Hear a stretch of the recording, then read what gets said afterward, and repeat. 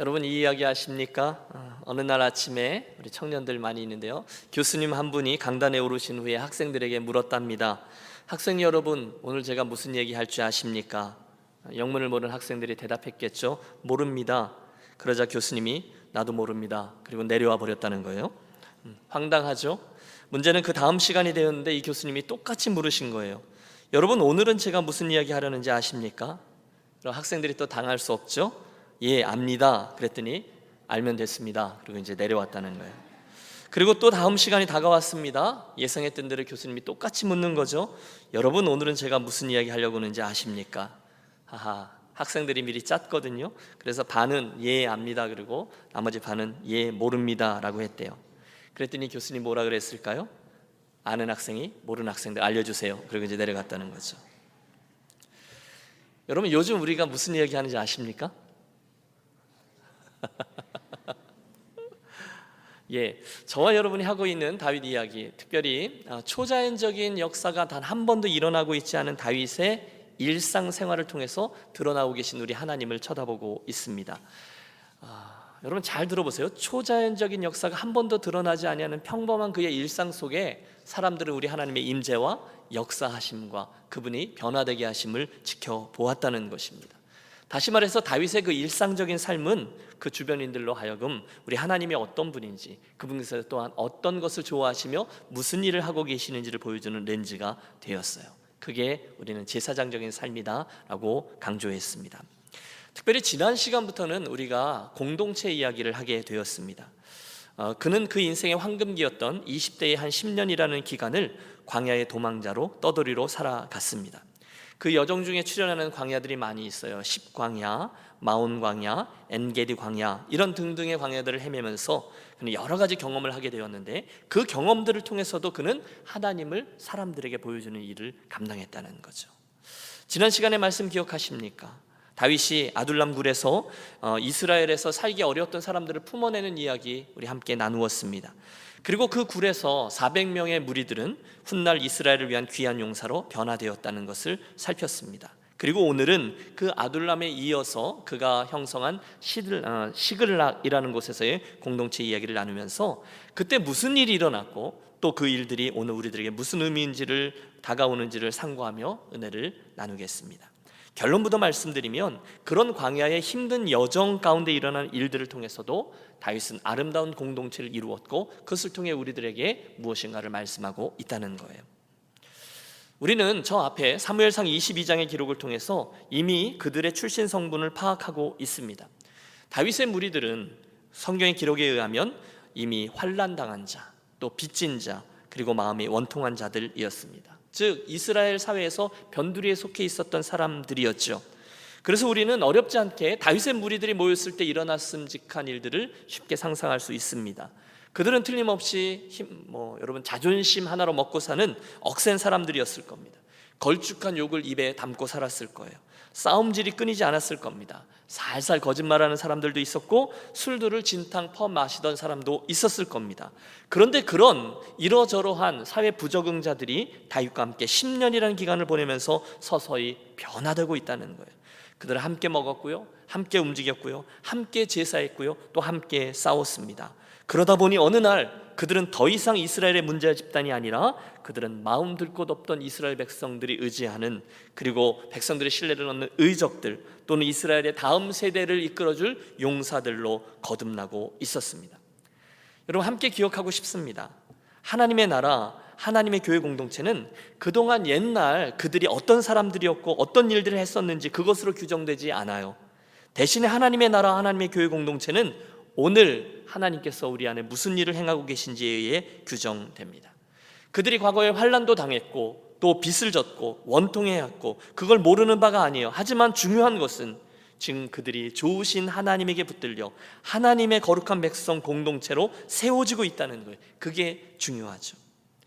동일하게 여러분, 오늘 이곳에서 우리가 기적과 같은 스토리 가운데 계시다가 모여서 예배하는 우리 유년교회 공동체 일원들이 과거에 우리들이 어떤 일을 겪었는지, 어떤 상처를 가지고 나오셨는지, 그것이 가장 중요하지 않다는 사실을 함께 기억하고 싶습니다. 대신에 그분이 오늘 저와 여러분에게 또는 우리 유년 공동체에게 어떤 일을 행하고 계신지 그것이 훨씬 더 중요해요. 왜? 그것이 오늘의 우리가 누군지를 규정해 주기 때문이죠. 기쁜 소식이 있습니다. 우리 주님은 저와 여러분의 과거를 묻지 않으세요. 할렐루야. 따라서 여러분, 일단 저와 여러분이 예수를 믿고 죄를 내놓고 허물을 내어놓고 주님 앞에 나와서 회개하면 성경이 약속하신 대로 미쁘시고 의로우신 하나님은 우리 죄를 모두 사하시고, 할렐루야, 죄 사함의 은총이 있다는 거예요. 그리고 동이 서에서 먼 것처럼 우리들의 죄가를 옮기시고 기억도 하지 않으신다 약속하셨어요. 새로운 피조물이 되었다는 거죠. 저와 여러분 이야기입니다. 조금 전에 저는 오늘 우리가 어떤 존재인지는 우리가 과거에 무슨 일을 했었는지 그것 때문이 아니라 오늘날 하나님께서 우리 안에 무엇을 행하고 계신지에 의해서 규정된다라고 말씀드렸습니다. 이 말은 우리들의 과거가 문제가 아니라 우리들의 현재가 문제라는 뜻입니다. 오늘 성령 하나님께서 우리 안에 어떤 일을 행하고 이루고 계신지 그게 훨씬 더 중요하다는 거죠. 그렇다면 오늘 이야기의 주제가 드러납니다. 우리들의 관심은 어떻게 할 때 성령께서 오늘 우리 안에 마음껏 역사하시며 우리를 마음껏 빚어가실 수 있을까, 거기에로 이어집니다. 목사인 제가 어떻게 행할 때, 성도인 여러분들이 어떻게 행할 때 성령 하나님께서 우리 안에 어떤 일을 행하시고 어떻게 변환시키셔서 환난 중에 있던 자, 빚진 자, 마음이 원통한 자들이 이스라엘의 든든한 용사로 변화될 것인가가 오늘 우리들의 관심사라는 거예요. 자, 그 궁금함을 가지고 우리 그날 저 다윗의 시글락 공동체로 여행을 떠나보겠습니다. 그곳에 그날 어떤 일들이 있었습니까? 그리고 그 이야기들이 오늘 우리 교회 공동체에 대해서 말씀하고 있는 바는 무엇입니까? 오늘 설교 제목을 제가 하나님의 은혜가 흐르는 공동체라고 지었는데요, 가장 먼저 저와 여러분이 하나님의 은혜가 흘러가는 그런 공동체를 이루기 원한다면 오늘의 내가 전적인 하나님의 은혜로 이 안에 받아들여졌다는 사실을 기억하는 것이 필요합니다. 여러분 따라서 고백해 주십시오. 나는 은혜로 받아들여진 존재다. 믿습니까? 여러분 이 안에 어마어마한 의미가 담겨 있음을 기억하십시오. 그날 시글락 공동체로 나온 사람들은요, 자기들의 약점에도 불구하고 다윗의 공동체에 받아들여진 사람들이었어요. 맞죠? 아니 사실 다윗 자체도 이미 도망자였습니다. 그런데 그를 비롯해서 모두들 문제점들을 가지고 있었어요. 약점들이 있었어요. 그런데 그들이 은혜의 공동체 안으로 받아들여졌다는 거죠. 이건요 오늘 저와 여러분에게도 동일하게 일어난 일입니다. 여러분들이 처음 예수를 믿으셨을 때, 그래서 교회 공동체로 나오셨을 때 어떤 일들이 있었습니까? 여러분 하나님께서 저와 여러분에게 조건을 달고 교회로 받아주셨습니까? 하나님께서 우리들의 과거를 믿지 않으셨죠. 입학시험 치르지 않았다는 거예요. 아니 심지어 저와 여러분이 아주 큰 죄악 중에 있다 할지라도, 과거에 내가 지우고 싶은 얼룩으로 가득 찬 과거를 소유하고 있었더라도 주님은 당신의 전적인 은혜로 십자가의 보혈로 우리를 덮어주시고 품어주셨어요. 구원해 주셨어요. 따라서 그분의 은혜를 입고 받아들여진 이들은 시글락 공동체 이스라엘 사람들뿐이 아니라 오늘 우리들의 이야기입니다. 여러분 동의하십니까? 사도 바울의 표현에 의하면 우리는 모두 죄인 중에 괴수였어요. 여러분 아는 것으로 그치지 마십시오. 저와 여러분이 죄인이었다가 구원함을 받았다는 일에 어마어마한 의미를 우리 마음속으로 느끼셔야 돼요. 거기서 출발합니다. 우리는 가능성이 없었어요. 그대로 두었으면 모두 다 멸망의 자리로 나갈 수밖에 없는 존재들이었어요. 그런 우리를 하나님이 먼저 사랑해 주셨고 먼저 무슨 일을 행해 주셨어요. 그래서 우리를 구원해 주셨습니다.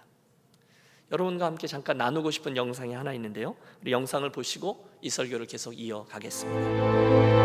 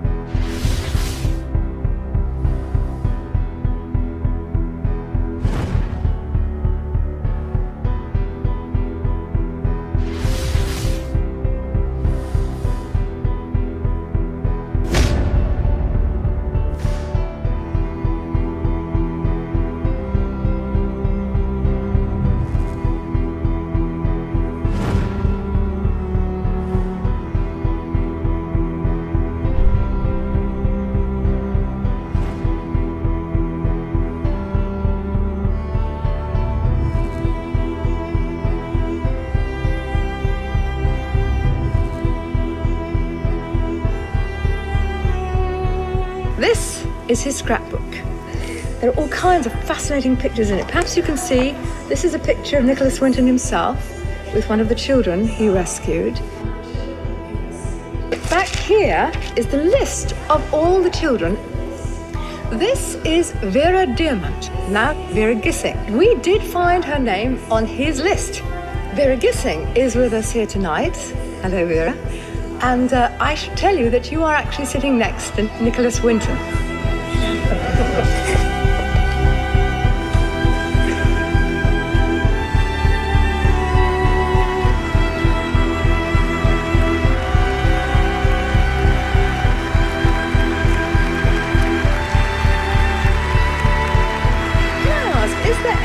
In our audience tonight who owes their life to Nicholas Winton? If so, could you stand up, please?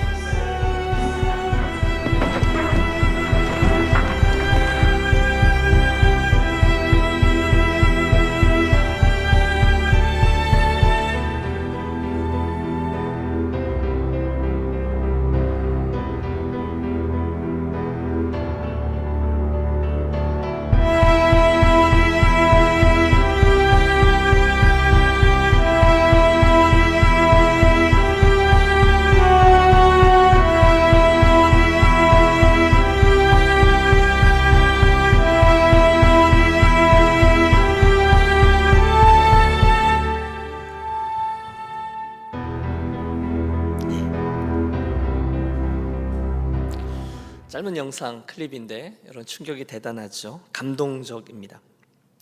니콜라스 윈턴이라는 분의 실화입니다. 여러분 그 한 사람으로 인해서 생명을 구했던 669명의 유대인 아이들은요, 그때 자기들이 왜 그 체코에 있던 그 땅에서 그 수용소에서 영국으로 향하게 되었는지는 잘 몰랐을 것입니다. 하지만 지금 우리들은, 그리고 이제는 모두 다 알게 되었습니다. 전혀 알지 못했던 29살의 젊은 은행원이 자기의 재산을 털어서 내 생명을 구해주었고 50년의 세월이 지났음에도 아무런 대가도 바라지 않은 채 숨겨진 의인으로 살아가고 있었다. 너무도 놀라운 이야기예요. 여러분 틀림없습니다. 만약에 그 힘없는 자그마한 아이들의 인생에 있어서 이 니콜라스 윈턴이라는 분이 없었다면 그들 모두는 비극적인 인생의 마침표를 찍고야 말았을 것입니다. 그런데 다행히 그가 나를 주목한 것입니다. 나는 그를 몰라요. 하지만 그가 나의 이름을 그의 노트에 적은 것입니다. 그리고 정확히 나를 그 체코의 수용소에서 꺼내어 영국 땅으로 구원해 주었습니다. 여러분 무슨 말씀을 드리는 것입니까? 그것이 바로 저와 여러분의 인생에 정확히 일어난 일이라는 거예요. 저와 여러분이 뭐 한 것 없습니다. 특별한 대가를 치르지 않았습니다. 그러나 먼저 주님이 저와 여러분에게 은혜를 베풀어 주셨습니다. 예수님의 잃어버려진 드라크마 비유를 기억하시죠? 잃어버려져 있던 양의 비유를 아실 겁니다. 돌아온 탕자의 비유를 묵상해 보십시오. 여러분 그 스토리 가운데 우리에게 어떠한 초점도 있지 않습니다. 대신 우리를 찾아주신 그분에게 초점이 있어요. 그분이 나를 찾아주셨습니다. 그분이 나를 기다리셨습니다. 그리고 그분이 나를 용납해 주셨습니다. 그래서 우리는 그것을 은혜라고 부릅니다. 놀랍다 주님의 그 은혜, 우리의 죄를 속하시려 갈보리 십자가 위에서 어린 양 보혈을 흘렸네.